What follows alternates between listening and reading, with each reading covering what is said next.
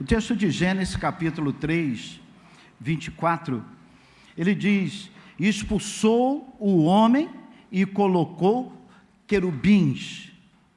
E expulsou, está falando, verso 23 diz: e o Senhor Deus, por isso, lançou fora do jardim do Éden, a fim de lavrar a terra de que fora tomado. 24, e havendo lançado fora, pôs querubins ao oriente do jardim do Éden. Irmãos, o pecado de Adão teve consequências imediatas para a humanidade. A Bíblia diz que ele, ao ser expulso do jardim do Éden, houve um rompimento, houve uma ruptura. O homem tinha um relacionamento com Deus. O jardim era esse sinal, era esse símbolo de relacionamento com Deus. O jardim do Éden era um local de encontro com Deus. Gênesis capítulo 3, verso 8, diz que ouviram a voz do Senhor que passeava no jardim pela viração do dia.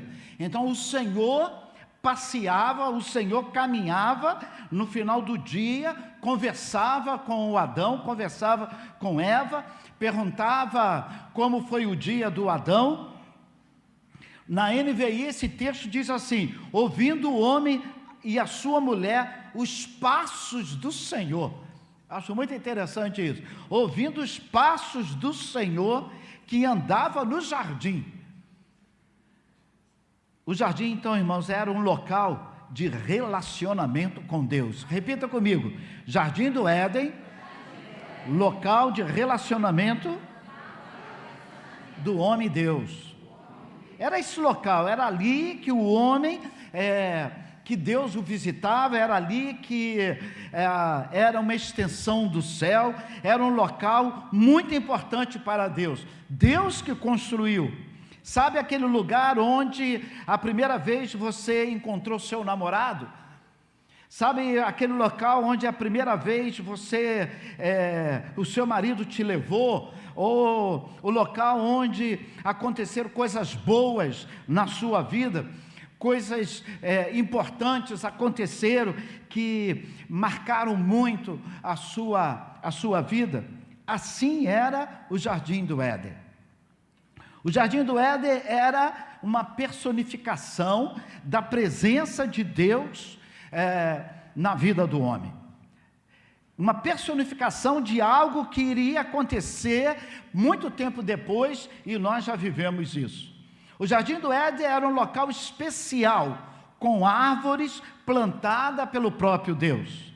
As melhores árvores, as combinações de cores maravilhosas das plantas, das flores, os rios, imaginam, era o paraíso, literalmente. O salmista escreveu no Salmo 1, no Salmo 1, verso 3, diz que o homem que é feliz, ele é como uma árvore plantada junto às correntes de água, que dá o seu fruto na estação própria, e aquela água, aquele local maravilhoso, é tão bom que as folhas não caem. Então assim, disse o salmista no verso 3, assim é abençoado o homem que teme ao Senhor, o homem que tem relacionamento com o Senhor. E o homem tinha esse relacionamento com Deus e era maravilhoso. Porém, Adão e Eva falharam. E o Senhor havia colocado o homem para cuidar desse jardim. A Bíblia diz que esse jardim que ele preparou, ele disse para o homem que o homem deveria cuidar dele. E o homem falhou. E porque o homem falhou, Deus colocou querubins. Deus colocou querubins para guardar o caminho da árvore da vida. Os querubins representam pessoas que Deus tem levantado para um trabalho específico. Os querubins representam pessoas que Deus tem levantado hoje nas igrejas.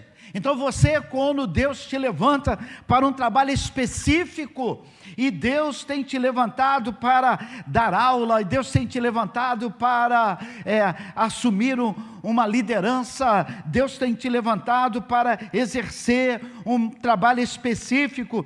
Foi dessa maneira que Deus levantou os querubins. Deus falou para os querubins: eu estou precisando de vocês, e Deus levanta os querubins para cuidar daquilo que Deus amava muito,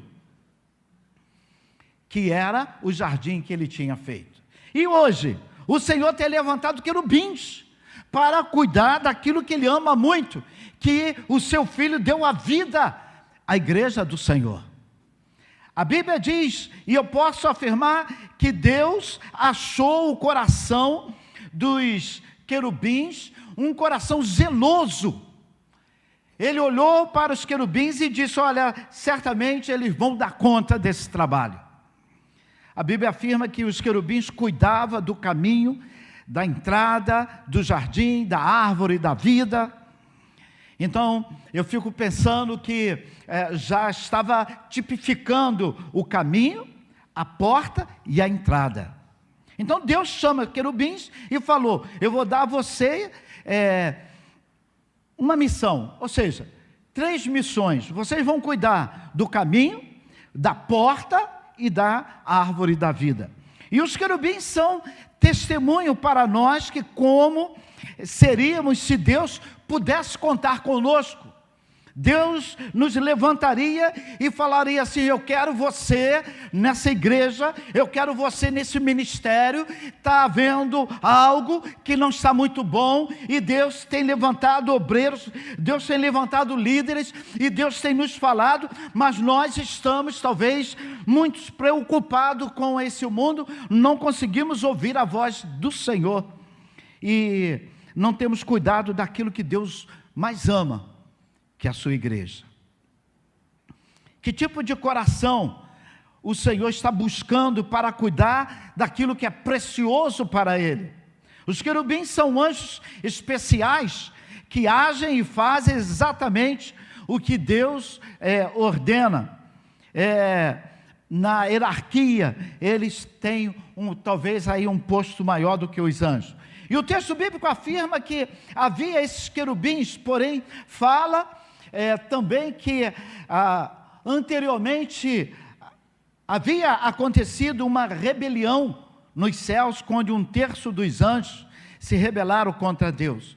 Eu fico imaginando, agora me dá um desconto aí, a minha imaginação fértil, quando aconteceu essa levante no céu, que o Senhor já estava pensando: eu quero usar esses homens, esses anjos, e só que a Bíblia diz que muitos daqueles anjos, eles saíram do seu caminho e não quiseram continuar servindo a Deus. Eles se juntaram junto com o inimigo e foram rebeldes ao Senhor. Judas capítulo 1, verso 6, fala que os anjos que não conservaram a sua posição, suas posições, ou sua posição de autoridade caíram.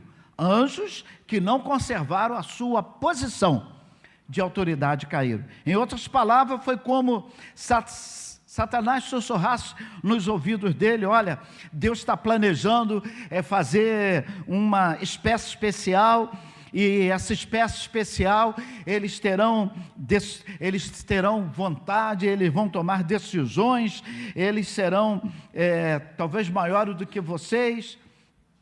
Eu não sei qual foi o argumento do diabo, eu só sei que o diabo usou um argumento lá que levou 1/3 dos anjos dos céus. Alguns falam que eu não tenho problema de servir a Deus, eu não tenho problema de trabalhar para o Senhor, mas não quero trabalhar com fulano, não quero trabalhar nessa igreja, não quero trabalhar aqui ou acolá. Mas quando eu começo a escolher, imagina se os querubins, o Senhor fala assim: eu quero que vocês tomem aqui conta do jardim, e se eles falassem: Senhor, tu não escolheste os homens, e eles falharam, agora eu sou o seu plano B. Imagina se Deus, se os querubins falam desse jeito: eu estou fora, Senhor.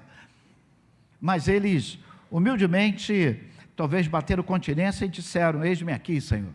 Deus tem buscado servos, Deus tem buscado crentes, homens e mulheres, que não se movam do seu lugar, como Judas fala em Judas 1,6. Independente das circunstâncias, eu quero convidar você: se mantenha firme. Independente das circunstâncias, tem caído ali, tem caído acolá, tem tido rebeliões, você tem tomado conhecimento de pastores que só falta agora comprar foguete, avião, a jato, tudo já compraram. Você tem tido notícia de homens e mulheres que pegam o microfone, em vez de louvar a Deus, estão louvando o seu bolso, e tem feito aqui do púlpito um local de ganhos. Você sabe disso tudo, e talvez o diabo está falando para você que não vale a pena, não vale a pena, não vale a pena, mas a Bíblia diz que os querubins se colocaram à disposição de Deus. A Bíblia fala que eles cuidavam do caminho, eles cuidavam da porta da entrada do jardim. O Salmo 103, verso 7, diz que Salmo 103, 7 diz que o Senhor mostrou o seu caminho a Moisés. Os querubins tinham essa missão do caminho, e a ordem do Senhor era cuidar. Vamos ler aqui conforme a irmã botou? Fez conhecer.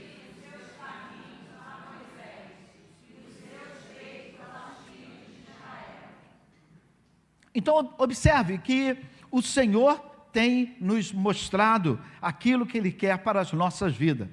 Os querubins tinham a segunda missão, que era cuidar do portão do jardim. A porta regulava quem entrava e quem saía. E a Bíblia fala, eu gosto muito de que Lamentações 4, verso 14, na Lamentações de Jeremias, ele diz que algo que doeu o seu coração, que não havia mais anciões na porta. Talvez Jeremias passava ali pelaquela porta de entrada, e passava e voltava, e ele nunca deu atenção, valor, mas quando a desgraça chegou em Jerusalém, e ele olha que nem mais ancião tinha na porta, ele disse: que saudade, nem os anciões estão na porta. Os querubins tinham a terceira missão, que era cuidar da árvore da vida, uma árvore especial plantada no meio do jardim. Uma das características deles era que Deus confiou, era cuidar dessa árvore. Deus manda Moisés, ele dá uma missão a Moisés: Moisés, construa a arca como um baú coberto de ouro, com a tampa chamada propiciatório. Construa, e sobre essa arca você vai jogar ouro. E para construir essa arca, Deus manda que Moisés vá, juntamente com a sua equipe, pegar uma determinada árvore, uma determinada madeira, para que naquela madeira fosse construída a arca do Senhor. O propiciatório era feito de ouro maciço, e na tampa tinham 2 querubins, um olhando de frente para o outro, na especificação dada por Deus. Na arca, ele tinha a vara de Arão, um pote de maná e as tábuas da lei. E a Bíblia diz que tinham 2 querubins guardando simbolicamente aquilo que Deus amava, daquilo que Deus cuidava. Tábuas da lei, constava as diretrizes que Deus havia dado ao povo de Israel. O apóstolo Paulo fala em Colossenses capítulo 3, verso 16, que a palavra de Cristo habite em nossos corações. Então, ou seja, aquela tábua da lei que tinha, aquela arca que tinha A tábua da lei, agora a tábua da lei está no nosso coração. Paulo diz: a palavra de Cristo habite em vosso coração. Colossenses 3, verso 16. Que a palavra de Cristo possa estar habitando em nossos corações. Que a palavra de Cristo possa estar habitando em nosso coração. Porque diz assim: a palavra de Cristo habite em vós. Coloca, por favor. A palavra de Cristo habite em vós abundantemente. Repita comigo: abundantemente. Mais uma vez. Prossigamos. Em toda a sabedoria, ensinando-vos, admoestando uns aos outros, com salmos, hinos e cânticos espirituais, cantando ao Senhor com graça em vosso coração. Então, quando a palavra de Deus habita em nosso coração, a palavra de Deus não está mais ali naquele propiciatório, naquela tampa que os querubins estavam tomando conta. A palavra de Deus agora está habitando em nossos corações. Dentro da arca, o Senhor coloca também um pote de maná. Maná era alimento. E que o alimento de Deus esteja em nosso coração. E que ninguém venha arrancar o alimento. O que é alimento? Escondi a tua palavra no meu coração para não pecar contra ti. Então o meu coração agora é o símbolo daquela arca, porque no meu coração há o alimento. A palavra de Deus está no meu coração e eu não vou pecar contra o Senhor. Terceiro lugar, o que tinha na arca? Tinha a vara de Arão, com referência àquela vara seca que floresce milagrosamente.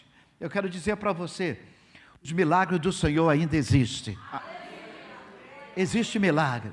E Deus quer compartilhar no seu coração, lá entre você e Ele, os milagres que Ele tem para a sua família, o milagre que Ele tem para o seu filho, o milagre que Ele tem para a sua casa, o milagre que Ele tem para o seu marido, o milagre que Ele tem, só você e Ele, dentro do seu coração.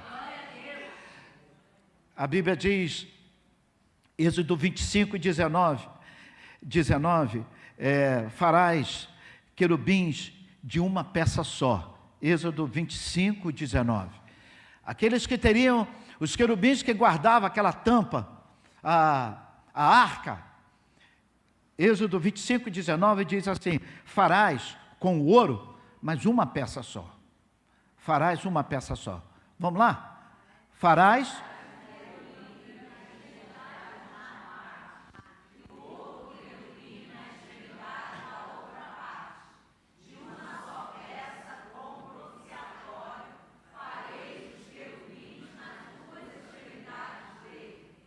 Ou seja, de uma só peça. O ouro seria derramado e na fundição sairia já pronto os dois querubins. Quero que você pegue na mão do seu irmão. Olha, pegue na mão do seu irmão que está do seu lado. Eu olho daqui, eu vejo pessoas diferentes. Aqui tem pessoas que vieram de várias partes do Brasil. Aqui nós temos pessoas de cabeça branca, aqui no púlpito, né, representando os cabeça branca. Tem pessoas jovens, tem pessoas idosas. Aqui temos tudo. Mas Deus, Ele olha e Ele vê a sua igreja uma peça só. Uma peça só. Por isso que a necessidade da unidade. A unidade. O Senhor trabalha no individual, trabalha, mas a igreja dele, Ele vê uma peça só. A igreja como uma peça só, nós guardaremos aquilo que é mais importante para o Senhor.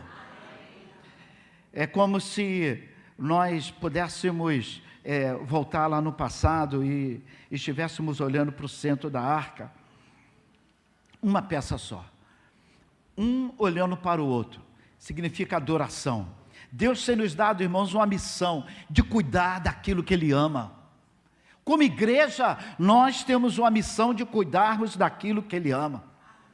As mães de joelho têm se levantado aqui nessa igreja contra o que tem acontecido nas nossas leis, que estão tentando banalizar a família, mas a igreja do Senhor, aqui em Laranjeira, tem se levantado. Na igreja metodista, as mães de joelho, a terceira idade, os obreiros têm se levantado. Nas igrejas Assembleia de Deus, as igrejas têm se levantado. Então, o povo de Deus tem se levantado. E quando o povo de Deus se levanta unido em uma peça só, orando e na concordância, a Bíblia diz que os céus estremecem. Deus no meio do seu povo, passeando no meio do seu povo, era isso que aqueles 2 querubins representavam. Ele dizia: eu não te desampararei, como ele falou para Isaías, no capítulo 43, verso 5, não te desampararei, estarei com você. Então, ou seja, o Senhor colocou querubins, porque o homem, o Adão e a Eva falharam. Deus deseja compartilhar conosco, Deus deseja compartilhar com a sua igreja, aquilo que nós precisamos fazer, guardar o que é mais precioso para Ele. A palavra do Senhor diz que Deus quer compartilhar conosco coisas importantes, segredos importantes, e Ele disse: para que eu faça isso, você vai ter que acionar um botão. Se você acionar esse botão, eu vou compartilhar contigo segredos. E que botão é esse? Um botão que você tem no seu rosto. Clama a mim. O nome desse botão significa clama a mim. E como é que eu clamo? Com a minha voz. Com a minha voz clamo ao Senhor. Então clame ao Senhor.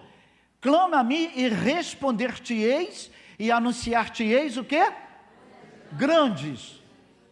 Que você não sabe. Eu quero compartilhar os meus segredos com você.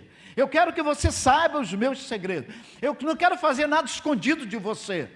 Eu quero compartilhar contigo. Mas por que você não tem tomado conhecimento do segredo de Deus? Porque talvez você ainda não clamou ao Senhor. Deus nos colocou para cuidar do que Ele mais ama. Deus nos colocou para cuidar daquele que Ele mais ama. A missão do querubins era cuidar do caminho, era cuidar da porta, cuidar da vida. Olhe para mim, preste atenção. A Bíblia diz que Jesus veio e Ele disse assim: eu sou o caminho. Jesus veio e Ele disse assim: eu sou a porta. Eu sou a árvore da vida. Então eu sou o caminho, eu sou a porta, eu sou a árvore da vida. Jesus falou, é como se Jesus estivesse falando para os querubins: vem aqui, querubins, muito obrigado, você estava cuidando do caminho, não precisa, eu sou o caminho, muito obrigado pelos seus serviços. Você estava cuidando da porta, muito obrigado, eu sou a porta. Vocês estavam cuidando da árvore da vida, muito obrigado, vocês cuidaram muito bem, eu sou a árvore da vida. Então Jesus está dizendo que não precisa mais dos querubins, Ele está trabalhando com a sua igreja e Ele está à disposição da sua igreja. Ele diz assim: o caminho está aberto para a igreja, não existe empecilho, o caminho está aberto para você percorrer, a porta está aberta para você entrar, a árvore da vida está à sua disposição. Aleluia. Jesus fala com os querubins: muito obrigado. Eu não preciso mais do seu trabalho. Eu levantei a minha igreja. Eu não preciso mais dos seus trabalhos. Eu tenho agora a minha igreja. Jesus disse: eu tenho agora a minha igreja. Eu quero que eu vou falar mais uma vez, você vai levantar as mãos e vai dizer: eis-me aqui. Jesus está dizendo para os querubins: não preciso mais de vocês. Eu tenho agora a minha igreja. Jesus falou com os querubins: eu não preciso mais de vocês. Eu tenho a minha igreja. Ou seja, tem um grupo chamado igreja, E esse grupo chamado igreja tem cuidado, é esse grupo que o Senhor tem trabalhado. Ele diz que não faria nada nesse mundo sem antes compartilhar com a sua igreja. Ele não faz nada nesse mundo sem compartilhar com a sua igreja. Certa vez eu estava com o pastor Carlos Pinheiro, na época ele trabalhava aqui. Veio uma pessoa e disse, falando para o pastor Carlos, dizendo que havia tido um sonho e que Jesus apareceu para ele e disse para ele que ele estava sendo salvo e Jesus estava salvando ele. E aquele homem veio aqui desesperado, dizendo, olha, Jesus, eu sonhei, Jesus estava dizendo que ele estava me salvando. Eu falei, você fez muito bem vir à igreja, porque o Senhor não trabalha nesse mundo se não for através da igreja. Eu não sei que tipo de sonho, eu não quero questionar o seu sonho, mas eu quero saber que as coisas aqui só acontecem através da igreja. Se a igreja não clamar, o que vai acontecer? Não tem plano B, não tem. Vai ficar sem acontecer o clamor.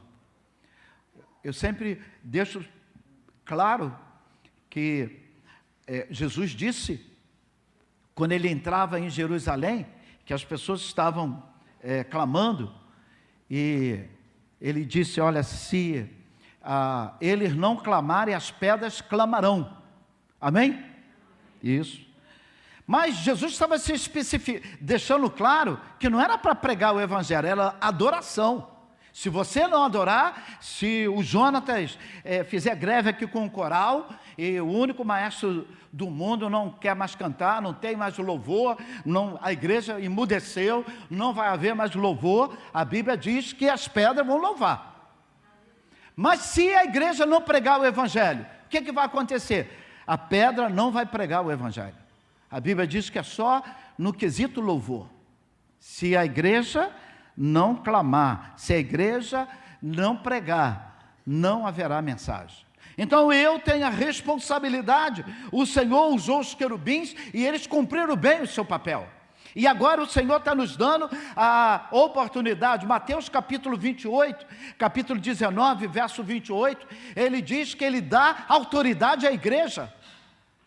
Jesus dá autoridade à igreja. Bata no seu peito e diga assim, eu tenho autoridade.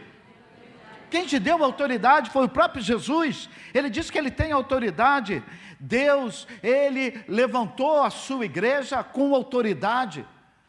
Ele disse que tudo que a igreja ligar aqui na terra será ligado no céu. Então, a igreja é o plano 1 do Senhor. É o único plano que o Senhor tem. É o plano ilimitado que o Senhor tem para salvar o mundo. Porque o Senhor Deus está dizendo, vocês substituíram os querubins. Nessa manhã, eu quero que você entenda da responsabilidade que nós temos como igreja do Senhor. De nós orarmos, de nós não acharmos que está tudo natural. Não é assim mesmo, pastor. Não é assim não. Nós como igreja, nós temos que, talvez esse cansaço, essa dificuldade, esquecimento ali do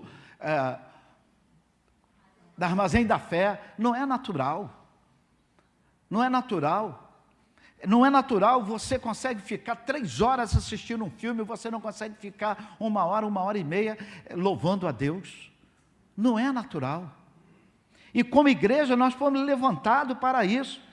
Você sabe que nós dedicamos, não que seja especificamente, nós não podemos sacramentar isso, mas nós separamos um dia na semana, que é o domingo, para adorar o Senhor. Aí a coisa foi diminuindo, e nós agora temos separado algumas horas do dia da semana, de um dia da semana para adorar o Senhor. Eu não consigo me dedicar pela manhã e à noite, eu não consigo me dedicar pela manhã e à tarde, porque eu tenho que cuidar das minhas coisas. Como igreja do Senhor, nós precisamos nos colocar à disposição do Senhor e falar, não precisa substituir, não precisa, eu estou aqui, eu sou a resposta de Deus para esse momento. E eu quero encerrar chamando a sua atenção agora para o condomínio onde você mora. Acontecem coisas estranhas. Pessoas, talvez, depressivas, que precisam de oração. Eu não abro mão do que o psiquiatra, o psicólogo, o terapeuta pode fazer. Não, você deve ir. Mas tem coisa que só a igreja do Senhor pode fazer. Eu não posso fazer o que o terapeuta faz. E o terapeuta não vai conseguir fazer em nenhuma hipótese o que eu faço. Talvez levante-se algumas pessoas aqui da igreja, estude e faça o que o terapeuta faz. Mas o terapeuta, se ele não for aliançado com o Senhor, ele não vai conseguir fazer o que a igreja faz. A igreja tem a função de levar o homem aos rios, à árvore da vida, a um local que foi preparado por Deus, um local de descanso. Que o Senhor possa te dar nessa manhã esse entendimento. Não precisa mais de querubins, não precisa mais dos querubins.